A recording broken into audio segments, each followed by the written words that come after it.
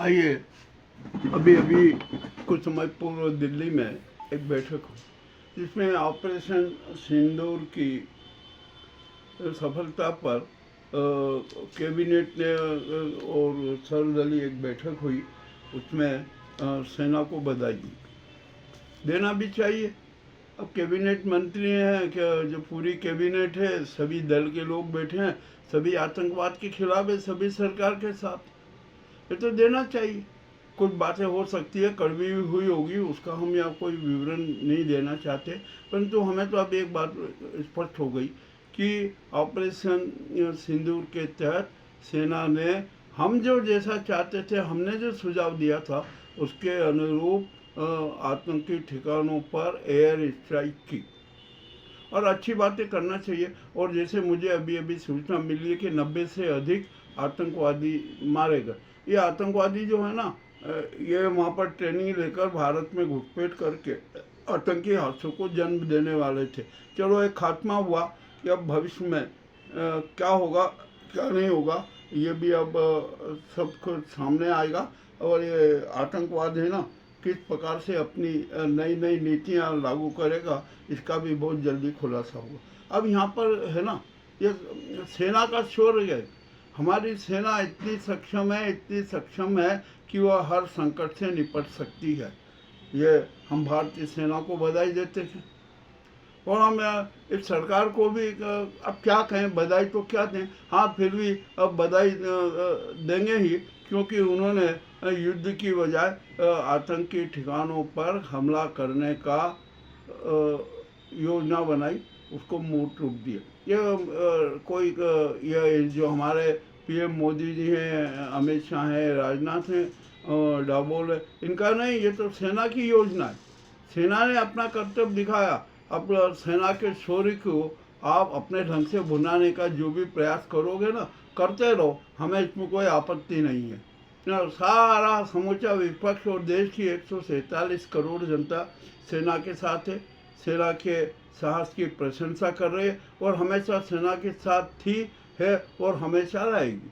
अब यहाँ पर जो है ना, अब अभी जो ऑपरेशन सिंदूर है, अब 8 तो ये हुआ है, अब कल क्या घटना होगी। परंतु यहाँ पर एक बात जरूर पूछना पड़ेगा, यह है कि जो पुलवामा 2 के जो आतंकी है वो कहाँ है, कहाँ छिपे हैं।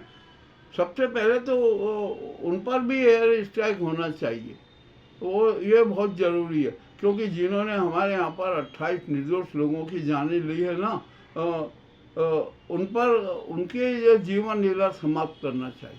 अब ये कहाँ छिपे हैं, कहाँ गायब हो गए, किस प्रकार चले गए और कहाँ गए, इसकी जानकारी अभी खुफिया तंत्र को लगाना बहुत ज़रूरी है। अब आइए, ये तो हो गया हमारे विदेशी आतंकियों पर। खूब जी भर कर प्रहार करो, इतना प्रहार करो कि वे आतंकी हादसे को जन्म देने में और आतंकी बनने में भी बेचैन हो जाए, घबराहट हो जाए कि अब हम तो आतंकी नहीं बनेंगे। अब यहाँ पर हमारे देश में है ना, 2 प्रकार का आतंकवाद है, एक विदेशी आतंकवाद है, एक स्वदेशी आतंकवाद है। अब यहाँ पर विदेशी आतंकवाद को तो सेना निपट रही है, पूरी तरीके से निपट रही, और तो कोई कुछ नहीं। अब यहाँ सब कह रहे हैं कि पाक को कड़ा सबक सिखाना चाहिए। अरे पाक को क्या कठोर सबक सिखाना चाहिए। वो तो हमारे जो आतंकी कैंप है ना, हम उनको नष्ट कर देंगे ना, तो वो भी अब पूरा एक पाक को सबक ही होगा कि अब जो आईएसआई जो आतंकियों की फौज तैयार करती है ना, वो नहीं करेगी। हो सकता है, संभव यह है कि वो अपने आतंकी लॉन्च पे लेना अन्यत्र क्षेत्र में कर दे, किंतु हमारी राह पूरी तरह से सक्षम है। अब यदि आतंकी नए नए कैंप भी बने ना, तो उनकी भी सूचना हमें प्राप्त होगी, सेना को प्राप्त होगी। और फिर यहाँ पर एक बात कह रहा हूँ मैं, भारत सरकार को फिर एक बात कह रहा हूँ, नाजी सरकार से एक बात कह रहा हूँ कि अब इस देश में CDS की वजह है ना, फील्ड मार्शल की नियुक्ति कीजिए। आपने जो अपने राजनीतिक स्वार्थ के लिए CDS की पोस्ट की जो नियुक्ति की है ना, वो नियुक्ति को छोड़ दीजिए और यहाँ पर फुल फ्लैश एयर मार्शल की नियुक्ति कीजिए, फील्ड मार्शल की नियुक्ति कीजिए।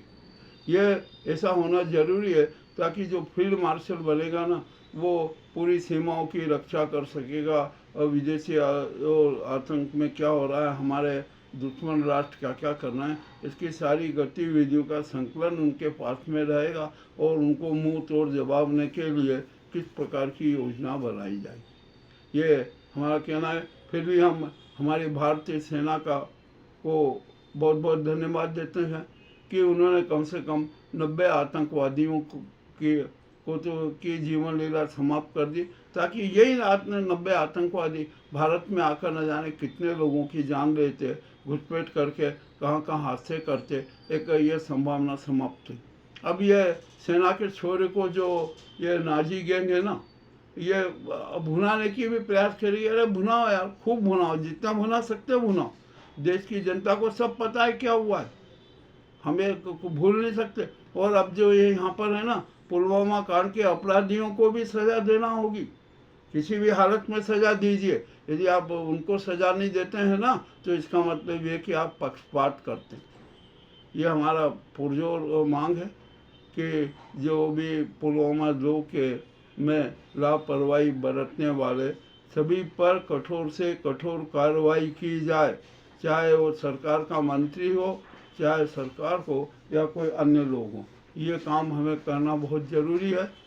अभी जो सेना की बैठक हुई है ना, सेना की बैठक में और अभी नए नए निर्णय आना है उसके से। और एक बात बता दूँ, सेना को है ना इन कैबिनेट की स्वीकृति की ज़रूरत नहीं है।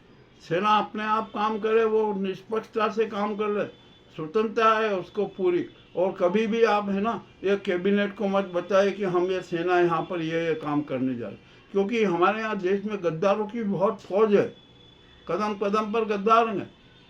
और यहाँ पर अपनी प्रशंसा के लिए, अपनी आत्म प्रशंसा के लिए, अपनी भाई के लिए क्या क्या नाटक होते हैं, इसका भी हमें संज्ञान है।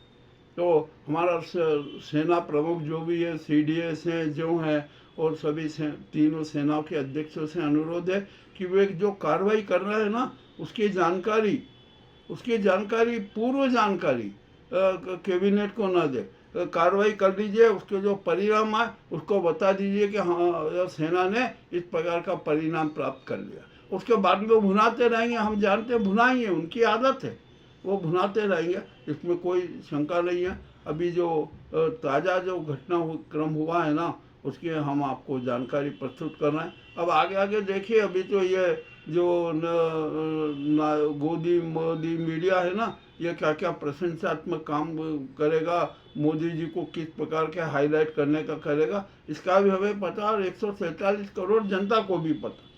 हम तो यहाँ पर विपक्ष की भी तारीफ करेंगे कि उसने आतंकवाद के खिलाफ सरकार के साथ एकजुटता के साथ आतंकवाद के खिलाफ संघर्ष करने में अपना पूर्ण सहयोग दिया। ये आज की अभी प्रमुख घटना जो तात्कालिक घटना हुई है ना, तो तात्कालिक स्थिति बनी है, उसकी हम आपको सूचना दे रहे हैं। इस आपको एक सूचना कैसे लगी, बहुत बहुत धन्यवाद।